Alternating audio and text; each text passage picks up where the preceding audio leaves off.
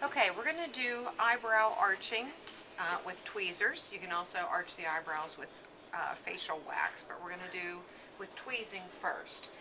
Once you get your client draped, you have had your consultation. I'm going to discuss with her what type of an arch she likes. If she likes, a real thin, if she likes it just to look more natural, whatever her preferences are.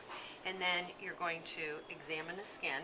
So if you look in your procedure book, it's procedure number I6. I6. So your first would always be sanitize your hands, assemble your materials, seat and drape your patron. What's the next one? Check for skin disease or disorders. Okay. And remember, we do that one, we're going to examine her skin and look at it closely underneath the, what's this also called? Makeup. Magnifying mirror. Yep. Or Skin analysis. loop. Remember the loop? Okay. All right, so then what are we doing? Discuss with client most suitable and desirable type of arch. Okay, and then? Cleanse the area with eye makeup remover. Okay, that's where we're going to be at now. And then? Soften the eyebrows with cotton pledges saturated with warm water. Okay. You can take your cotton pledges, again, just a strip, like so, if you want to, and saturate that with warm water, and then just lay it on there. Or you can use your warm towel, which I think sometimes it stays a little bit better. Does that help to, get the hairs out easier? Pardon? Does that help to, Yes. What it does is it's going to help to soften, okay, and from the moisture and the warmth is going to help to soften it. It would open your pores. Then it makes it much easier once you grasp each hair. It's not as painful. Anybody ever tweeze their eyebrows and it hurts? Yeah. It doesn't hurt. If you do it correctly, it does not hurt. And a lot of times your clients will come to you because they don't know how to do it. A lot of times the easiest time to tweeze your eyebrows would be after you get a shower.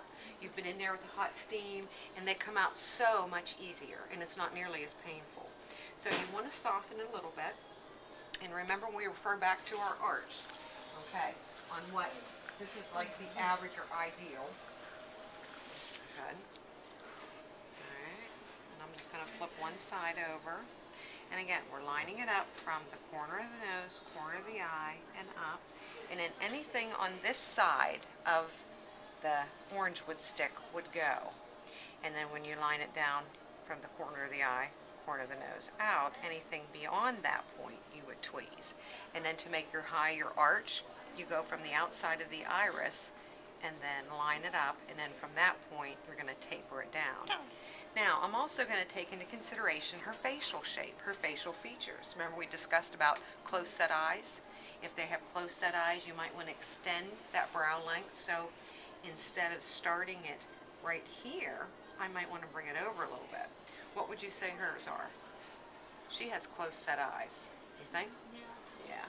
So see, actually, we could actually bring this over a little bit further than lining it right up, and then that would create the illusion of more width in between. Okay. What's my next step? Stretch the skin, taunt, and pull in direction of hair growth. Okay. So we've softened it. Okay. Over this side. And I'm going to try to tweeze some of these. So we're going to stretch it, taunt, grasp one, and you want to pull it in the direction, here's not really fine, that it grows. By stretching it tight, grasp just individual hair, and then sometimes you can just even apply a little bit of pressure afterwards. Is that hurting you? No. Okay. You want to check with her on it. And again, do you like yours real thin or just more natural? Just natural. Okay. I don't want to do hers real thin because if she does like it real natural and I take it too thin, it's going to be a lot of upkeep for her that she may not want. So the ones that are here, we're going to grasp and pull this direction. What about here? How do these grow?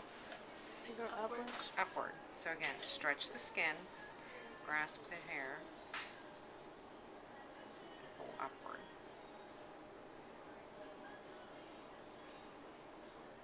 And you want to ask them if it starts to bother them, I can bounce back and forth. That's why I like to use the towel. So I can go back and forth to either eyebrow a little bit.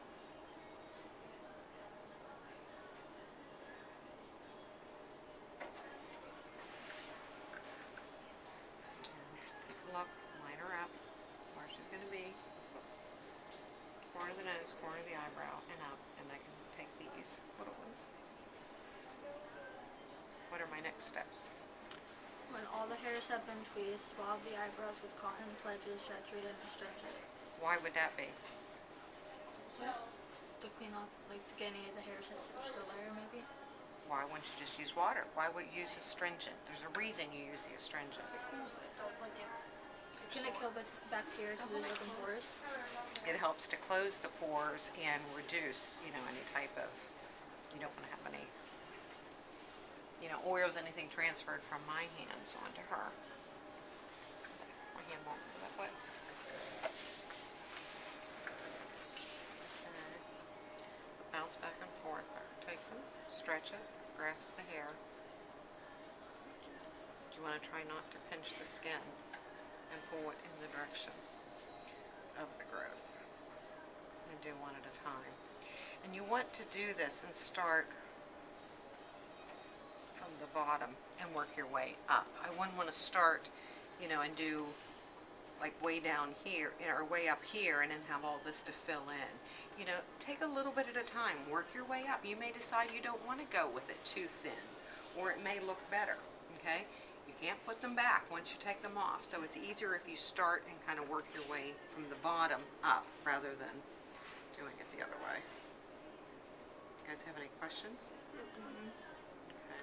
There's different types of tweezers too that you can get. These have a little bit of a slant to them, so whenever I go in to get the hair, I want to go in this way to tweeze it, and pull. You can grip it a little bit better. You get a little more strength to them. But your blades should just touch together, okay? And there's some that are kind of straight off, or you can get slanted ones. I prefer the slanted ones. I just think they're easier to get into. Okay. If you have any other reference that you need, you can always go back to the unit and which chapter was it in the Milady textbook. On eyebrow arching would be, you have some in the makeup, facial makeup, and there also would be some within hair removal. This is a temporary form. You never want to shave the eyebrows. Why would you not want to shave them? because you could mess up and shave off half your eyebrow. Well, also then it's all going to come back at the same time. You got that 5 o'clock shadow thing going. Okay. You can, on the top layer, if you want to take some here, but a lot of times you want to keep she wants a natural look. I wouldn't take any of the hairs from up above here, because then you interfere with the natural arch. Everybody's kind of has a little bit of their own natural arch. So I don't like to take anything from this top part. But you can always brush the brush the eyebrows upward, with an eyebrow comb, and then you can take your little shears, to trim off any long ones, if you want to. Or you can take some of these little stray ones off on the top. But you can kind of see, like especially whenever it's wet, how her natural line kind of forms there, and you don't want to take too much from that. So, and you can always take your magnifying lamp, bring it down, and like especially on lighter, and you can see those light pieces a lot better. Oops, hold that right there. Okay. And sorry. You're going to have right here, okay, see how there's some little eyebrows here, the little ones, hairs? Yeah. You're going to pull those straight up. You have to do it from the direction, because these all go every which way. So I kind of have to grasp them and then tweeze them to the which way I want them. Some go up.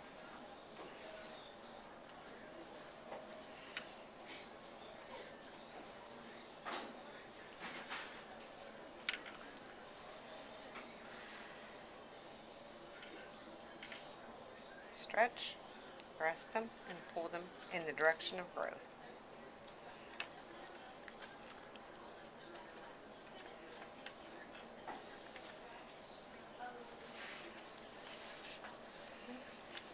And re-moisten them if it's supposed to be painful, and bounce back and forth. Okay, I want each of you to try. Okay? Oh. Then when we're done, then what are we going to do to follow up? swab the eyebrows with cotton pledges, saturated in essential. Very good.